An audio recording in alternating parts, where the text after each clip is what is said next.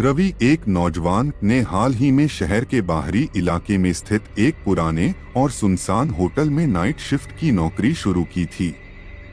Hotel का नाम शांति hotel था, लेकिन इसके नाम के विपरीत वहां की रातें बेहद डरावनी और रहस्यमयी होती थीं।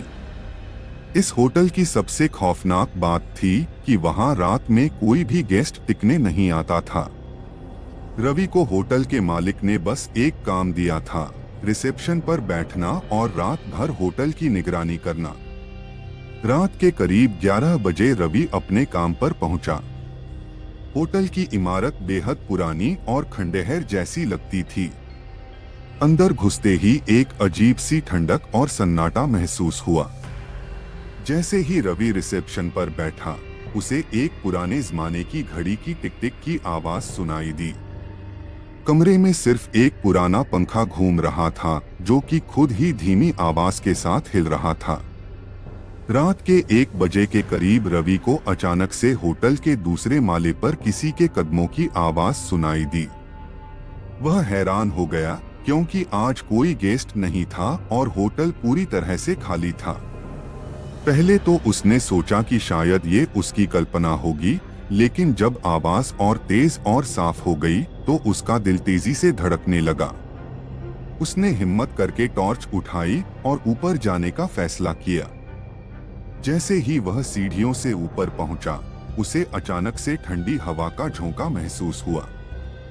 होटल की गलियारे में एक भारी सन्नाटा था, लेकिन उसे लगा कि कोई उसके आसपास मौजूद है।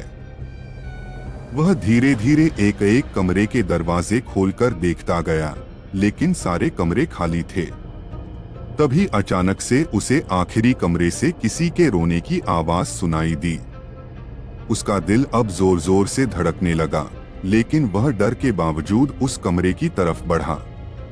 कमरे के दरवाजे पर पहुंचते ही उसने देखा कि दरवाजा थोड़ा सा खुला हुआ था। जैसे ही उसने दरवाजा पूरी तरह से खोला, उसने देखा कि एक औरत सफेद साड़ी में फर्श पर बैठी हुई रो रही थी। उसके बाल बिखरे हुए थे और चेहरा छुपा हुआ था। रवि के पैरों तले जमीन खिसक गई।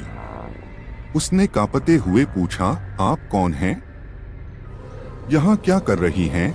औरत ने धीरे धीरे अपना चेहरा उठाया और उसकी आंखों में गहरा दर्द और भय था। उसने सिर्फ इतना कहा, यह होटल तुम्हारा नहीं है, ये जगह मेरी है। उसकी आवाज में एक अजीब सी खौफनाक गूंज थी। रवि की आंखों के सामने अचानक से सब कुछ धुंधला हो गया और उसे महसूस हुआ कि उसकी सांसें रुकने लगी हैं। अगले दिन सुबह होटल के मालिक ने जब रवि को रिसेप्शन पर बेसुध पड़ा देखा, तो उसे तुरंत अस्पताल ले जाया गया।